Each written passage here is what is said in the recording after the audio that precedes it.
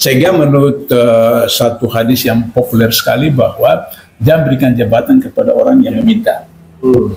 Nah, jadi oleh karena itu maka kalau mereka meminta dan dikasih berarti itu karena ada saling menyandra, saling mengikat. Bapak saya pilih, tapi nanti Bapak kasih saya 5 kursi, 6 kursi, 7 kursi dan bla bla bla seperti itu. Nah,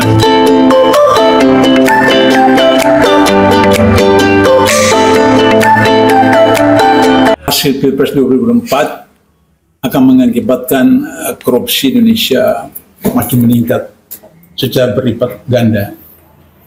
Kenapa? Karena biaya yang dikeluarkan oleh mereka baik sebagai pemenang presiden, wakil presiden, anggota legislatif, pusat maupun daerah mengeluarkan sekian triliun rupiah, dan dengan demikian maka salah satu tugas atau pekerjaan mereka begitu dilantik adalah bagaimana mengembalikan uang yang dikeluarkan itu.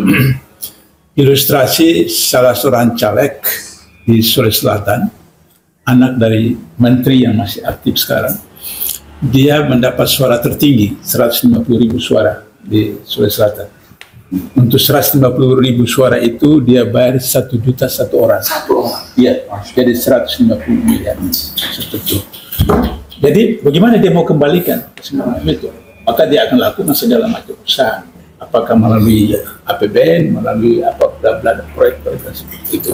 Itu baru satu anggota DPR di Sulawesi Selatan, anak menteri yang masih aktif sekarang. Nah, begitu juga kalau orang-orang yang menawarkan diri untuk menjadi jabatan apa segala macam, kalau misalnya tadi Pak Mursalim mengatakan bahwa tidak hubungkan dengan agama, maka kemudian sila pertama yang dilakukan Pak Marwan itu diabadikan dalam pasal 29 ayat 1 1945, negara berdasarkan atas ketuhanan yang Maha Esa. Jadi Indonesia itu sejatinya adalah negara tauhid. Ayat 2 mengatakan negara menjamin kebebasan setiap negara untuk menurut agamanya dan melaksanakan ajaran agama dan seterusnya. Jadi berarti bahwa tidak bisa bagi seorang muslim, apakah Prabowo, apakah Jokowi, apakah Gibran, lain hanya kalau Islamnya munafik. Nah, itu terserah. Tapi kalau Islam betul, maka dia harus berpegang pada hal seperti itu. Sehingga menurut satu hadis yang populer sekali bahwa jangan berikan jabatan kepada orang yang meminta. Nah, jadi oleh karena itu maka kalau mereka meminta dan dikasih berarti itu karena ada saling menyandra, saling mengikat. Bapak saya pilih, tapi nanti Bapak kasih saya 5 kursi, 6 kursi, 7 kursi dan bla bla bla seperti itu. Nah, itu menjadi satu prosedur. Terus ada yang mengatakan, oh bisa Nabi Yusuf itu meminta jabatan.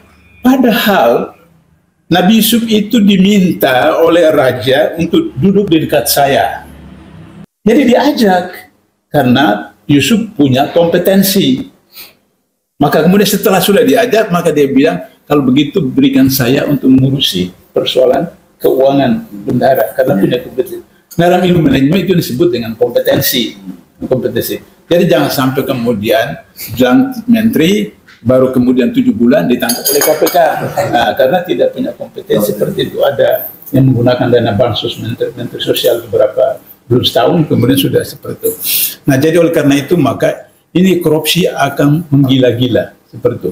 Kita lihat apakah misalnya Prabowo mau memberantas korupsi? Tidak mungkin. Tidak mungkin. Kenapa? Prabowo punya 2 kasus di KPK. Pesawat terbang yang setelah protes dibatalkan, itu. Tapi sudah bayar fee. Mileage. Ya. Yang pesawat tua itu ya. Ya, itu. Kata komisi. Anak buah Prabowo bahwa itu dibayar dengan uang pribadi, sehingga tidak ada menimbulkan uang negara. Saya katakan di Undang-Undang Tindak Pidana Korupsi itu hanya 2 pasal yang bicara tentang kerugian keuangan negara, pasal 2 dan pasal 3. 28 itu tidak ada kerugian keuangan negara. Gratifikasi tidak ada kerugian keuangan negara. Menyuap tidak ada kerugian keuangan negara. Jadi itu masuk dalam pasal percobaan. Karena belum terjadi percobaan. Dan pengalaman saya di KPK pernah tahan penjara, baru percobaan. Yang kedua food estate. Food estate itu dibantu kiasan, partainya kemudian dilaksanakan. Kemudian anak buahnya Prabowo mengatakan itu uang pribadi, tidak pakai. Tetap saja bahwa di dalam ketentuan pengadaan barang dan jasa, satu proyek yang di atas nilai di atas 250 juta itu harus dilelang. Ini miliaran, triliunan, tidak dilelang seperti itu. Jadi meskipun dia pakai uang pribadi, tapi itu melanggar ketentuan. Kalau iya pakai uang pribadi. Kalau katakanlah betul seperti, tapi tetap kena. Sehingga Jokowi akan menggunakan itu.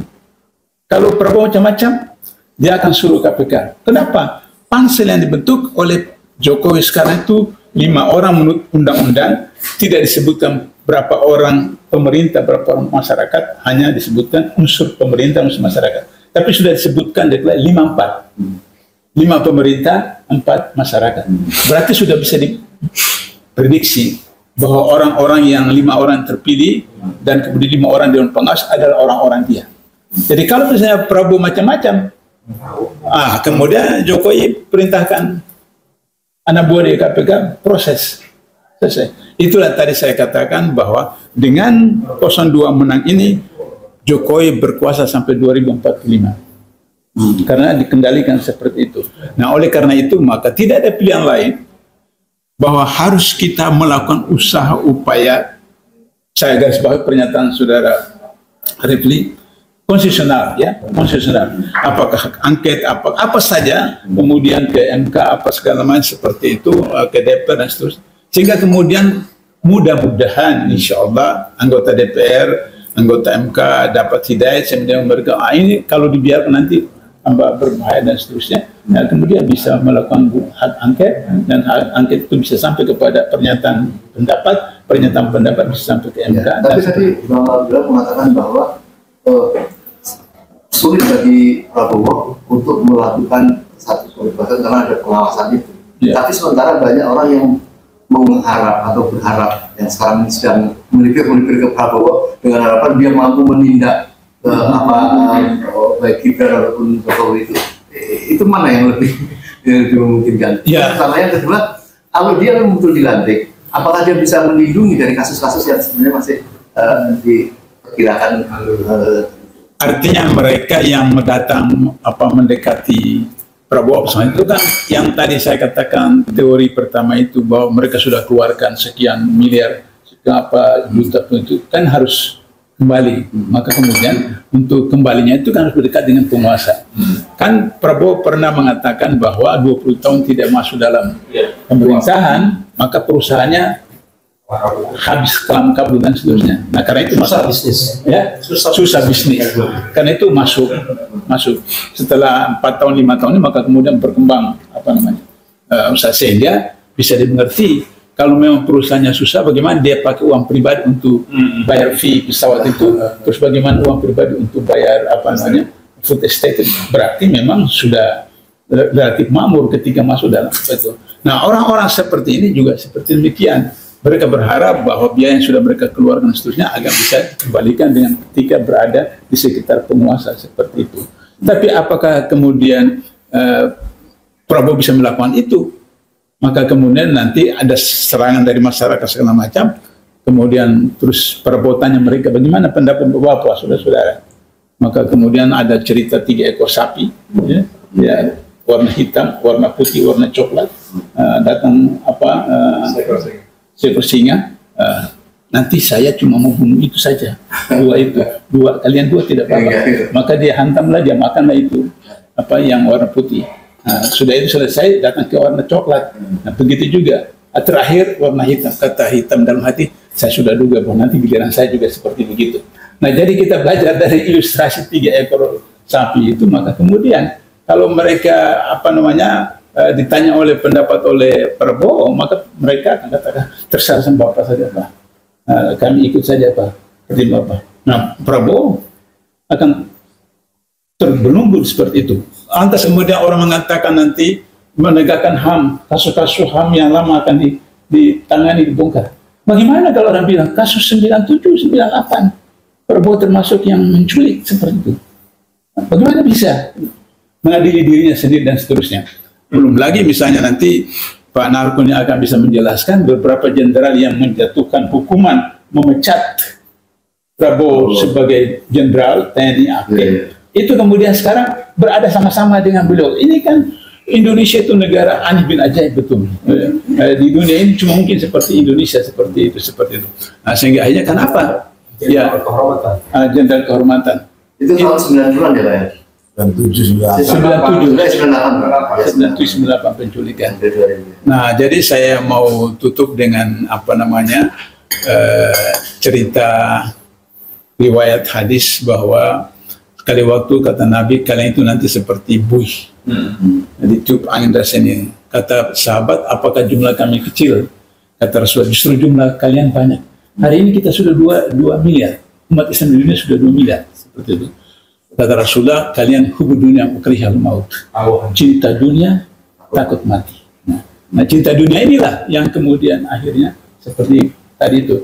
Tapi pengalaman saya menunjukkan bahwa tikus itu mati di lumbung padi, semut itu mati di gula. Jadi begitu sama sana, itu. Alhamdulillah beliau ini cuma 4 bulan berada di daerah apa namanya? Daerah panas, daerah nyaman, daerah nyaman, seperti itu. Nah, oleh karena itu maka kalau mereka orientasinya dunia, ya seperti itu. Dan kemudian 2045 bukan Indonesia emas, mungkin Indonesia tembaga. Indonesia cemas seperti itu. Saya kira itu. Demikian informasi yang dapat saya sampaikan untuk hari ini. Semoga memberi manfaat. Salam dan doa kami untuk keluarga dalam perlindungan Allah, dalam dekap kasih sayang Rahman dan Rohim Allah Subhanahu wa Ta'ala. Allahumma amin. Terima kasih. Wassalamualaikum warahmatullahi wabarakatuh.